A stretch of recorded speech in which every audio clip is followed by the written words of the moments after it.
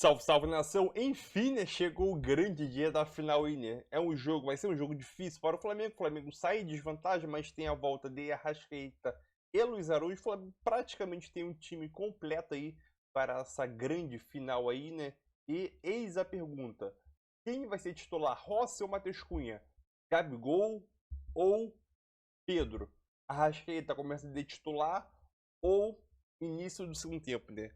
Quem vai responder essas nossas perguntas é o Sampaoli na hora do jogo, né? Ou uma hora antes do jogo, né? Quando o Flamengo oficialmente solta a sua escalação. Então vamos embora para mais um vídeo aí. Ah, outra coisa. Já vai deixando o seu palpite aqui, né? 3 ao Mengão. 3 ao Mengão e o Flamengo ganha do São Paulo no Morumbi, né? E se consagra mais uma vez campeão. Dessa vez agora pela Copa do Brasil. 3 ao Mengão. Deixe seu palpite aí. O seu like também ajuda. E vambora. Vambora buscar mais um título aí, né? Tamo junto. Ou para não deixar o ano muito sem graça. Vambora! E aí, Jean Oddi, retrospecto é aquela coisa. Quando é favorável para uma torcida antes de uma véspera, antes de uma final, ela nem gosta de ouvir isso. Sai pra lá. É a tal da zica reversa. O que você espera desse jogo, Jean? No Morumbi. Eu acho o seguinte, para mim o retrospecto ele vale muito pouco, assim. É uma curiosidade, é interessante a gente olhar, mas sobretudo quando a gente não está falando de retrospectos recentes, retrospectos em que os times são os mesmos, os jogadores são os mesmos. Acho que quando você tem ali uma sequência de confrontos recentes entre as mesmas equipes e os mesmos jogadores, aí tem um peso diferente. Quando você está falando de história, eu acho que significa muito pouco. Então a gente sabe quais são as vantagens de um, as possibilidades do outro, porque eu não consigo ver hoje vantagens para o Flamengo, mas o Flamengo tem uma qualidade técnica, foi o que o próprio Dorival falou, que não pode permitir a ninguém duvidar da possibilidade do Flamengo de também reverter essa situação e ganhar o título, né? Tendo volta de jogadores, com todo o elenco importante que tem o Flamengo, é claro que ele tem possibilidade, mas olhando para o futebol, para o que cada um tem feito na temporada, para o que cada um tem jogado nos principais jogos, nos jogos decisivos, nos jogos de mata-mata, na própria trajetória da Copa do Brasil, aí é óbvio que por isso e pela vantagem que tem 1-0 fora de casa no primeiro jogo, o São Paulo pode ser apontado como favorito. Agora, o tamanho desse favoritismo é que a gente pode discutir. Sobre postura de jogo do Flamengo, que não foi bem na primeira partida, não tinha uma Arrascaeta agora a informação de que está à disposição. Como é que você imagina a postura do Flamengo no Morumbi e o peso do Arrascaeta? É uma boa pergunta, porque, na verdade, a gente sabe como o Flamengo gosta de jogar, ou como gostaria de jogar, principalmente como o Sampaoli gosta que os seus times joguem, mas isso não tem acontecido. É claro que o técnico gosta que o time jogue com a bola, que o time marque com a pressão intensa lá em cima, que marque saída de bola e tudo mais.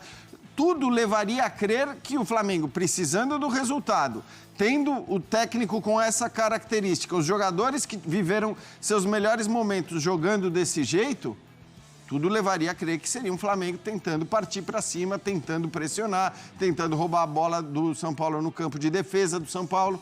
Agora, o São Paulo tem conseguido se impor, jogando em casa principalmente. Isso aconteceu, inclusive, contra o Palmeiras, que é um time também que você pode olhar e dizer que é um time mais forte do que o São Paulo coletivamente, que é um time mais forte também individualmente, mas o São Paulo foi absoluto nos jogos contra o Palmeiras. Então, eu acho que o São Paulo tem conseguido se impor mesmo contra equipes mais fortes do que ele. Nesse momento, com o apoio da torcida, com o que tem sido os jogos no Morumbi, é difícil saber se o Flamengo vai conseguir aplicar aquilo que eu imagino que o seu treinador vai pedir. A informação que está no espn.com.br, trazida pelo Cícero Melo, reunião de Rodolfo Landim, membros da diretoria, já definindo, não importa qual o resultado, de que Jorge Sampaoli não será técnico do Flamengo em 2024. Tinha gente que tinha dúvida se ele ia ser o da semana que vem. Eu queria que você falasse um pouquinho sobre isso, Jean. O que eu acho assim, bom, não é novidade para ninguém. A gente sabe, né, por tudo que o Flamengo investiu, pelos jogadores que tem, pelo potencial que tem, mesmo que ganhe a Copa do Brasil, terá sido uma temporada frustrante para o Flamengo. Olhando também para as relações do Sampaoli, seja com elenco, seja com diretoria, estava tudo muito claro que ele não permaneceria. A partir daí, eu acho que a diretoria pode até dizer, bom, ele não permanece em 2024, mas a partir do momento em que você já sabe que o técnico não permanece em 2024, olhando para tudo que não tem acontecido no Flamengo nos últimos tempos, eu acho que a pergunta que o torcedor rubro-negro se faz é a seguinte: bom, se ele não vai ficar em 2024, por que não dá aquela cartada final, aquela última esperança, aquela última tentativa de mudar o técnico às vésperas da final? Em geral, isso não faz sentido. Em geral, isso é um absurdo. Agora, no caso específico do Flamengo, com tudo que não tem acontecido, com as relações que o treinador tem no clube de maneira geral, talvez fizesse sentido ter feito essa troca antes da decisão, já que você está mesmo afirmando que não vai permanecer em 2024. Vamos seguir aqui no Sport Center falando dessa final, mais com um noticiário. O de São Paulo, Rafael, Rafinha, Arboleda, Beraldo, Caio Paulista, Alisson, Pablo Maia, Wellington Rato, Lucas Moura, Nestor e Calera, exatamente o time. Provável Flamengo, Rossi, aí já vemos uma mudança, Wesley, Fabrício Bruno, Léo Pereira, Ayrton Lucas, Pulgar, Gerson, Everton Ribeiro, essa é outra mudança, o Everton Ribeiro começou no banco, Arrascaeta, Gabigol e Bruno Henrique. No sentido de escalações, vê nexo nos dois lados, nessas prováveis? Eu só não afirmo que a escalação do Flamengo vai ser essa, né? Porque eu acho difícil afirmar. É difícil a gente saber o que se passa na cabeça do Sampaoli. Mas se for essa, eu vejo sim. Eu vejo como uma escalação que faz sentido essa daí, justamente pelo que a gente falava. Se o trunfo que o Flamengo tem, ou a esperança que o Flamengo tem, é baseado na qualidade técnica dos seus jogadores, eu acho que faz sentido você colocar os jogadores mais técnicos dentro de campo, os jogadores que têm a capacidade de fazer a diferença individualmente. Você tem nessa escalação vários jogadores com essa capacidade. Você tem a Arrascaeta, você tem Everton Ribeiro, você tem o Gabigol, você tem o Bruno Henrique. Claro que o tal do quarteto que a gente tantas vezes falou, já jogou muito mais do que está jogando. Não tem dúvida nenhuma em relação a isso. Acho que a volta do Arrascaeta dá uma esperança a mais, porque ele é o melhor jogador, talvez tecnicamente, desse time do Flamengo. Nem digo mais decisivo, mas ele é o melhor jogador, então ele acrescenta muito. E agora o Flamengo tem que apostar nisso, tem que apostar na qualidade individual, porque coletivamente não existe parâmetro de comparação com a equipe do São Paulo. O São Paulo é um time muito mais bem montado, muito mais confiável e muito mais aplicado dentro de campo também. Jean, do lado do São Paulo vem conseguindo viradas no Morumbi e agora chega... Isso já aconteceu e a memória são paulina nem é tão boa, porque foi aquele jogo dramático com o Sport. Enfim, na Copa do Brasil, o São Paulo teve já essa coisa de chegar em casa com vantagem. O que muda? Porque o São Paulo tinha muito volume pela necessidade de virar.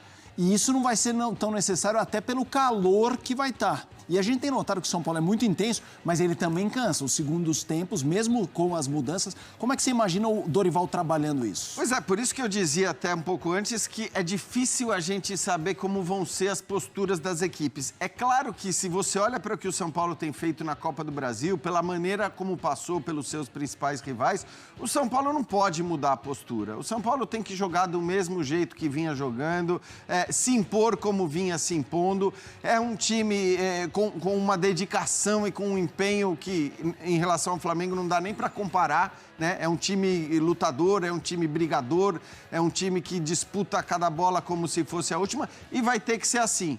A questão do calor, ela conta para os dois. É claro que a gente lembra do Fabrício Bruno dando a entrevista no intervalo do primeiro jogo, mas teoricamente até quem joga o tempo todo no Rio de Janeiro está mais acostumado com o calor do que quem joga com o São Paulo. Então eu acho que assim, apesar da vantagem que tem e olhando para o que foi o São Paulo, especialmente na Copa do Brasil, acho que não dá para pensar em mudar a postura, não. É tentar se impor e aproveitar o apoio também da torcida, que tem feito bastante diferença. A gente vê a diferença do São Paulo dentro e fora de casa, né? É algo notável, muito claro, escancarado. Então, eu acho que o São Paulo também tem que esquecer um pouco essa vantagem de 1-0 no placar. Num determinado momento, óbvio, você vai passar a levar isso em conta se a vantagem ainda estiver no placar. Vamos agora seguir já mais da final. A gente segue com o noticiário do Flamengo com um episódio que Estamos em mais uma final aí, né, de Copa do Brasil. O Flamengo é o atual campeão da competição. Lembrando que o Flamengo não vem muito bem das pernas aí, né, principalmente essa temporada de 2003. Só que é uma final, o Flamengo perdeu o primeiro jogo, tem o segundo jogo para tentar reverter. Tem a volta do Arrascaeta, tem a volta do Luiz Araújo. E o ponto importante, né, nessa atual geração de 2019 para cá, né, vamos dizer assim, de 2019 para cá, o Flamengo ele tem um aproveitamento de mais de 60% contra times paulistas, né, jogando de visitante. E diante do São Paulo, né, contra o São Paulo, o Flamengo de 2019 para cá, o Flamengo enfrentou o São Paulo jogando no Morumbi, né, 6 vezes. De 2019 para cá, 6 vezes. O Flamengo empatou uma, São Paulo ganhou 2 e o Flamengo venceu 3, né? Principalmente de 2021 para cá, que o Flamengo emenda 3 vitórias consecutivas contra o São Paulo jogando no Morumbi. Então o Flamengo de 2021 para cá, até o momento, não perdeu e emendou 3 vitórias seguidas contra o São Paulo. Então a gente tem que se prender nessas místicas, né? A mística do Arrascaeta, ou possivelmente a mística do Gabigol, que é um cara decisivo, predestinado em finais. A mística de que o Flamengo possa voltar a jogar um futebol encantador de uma hora para outra. A gente tem que se prender nisso também, né? Então a gente, nesse exato momento de decisão, que é um jogo importantíssimo para a temporada, a gente tem que se prender em vários quesitos, né? Vamos dizer assim.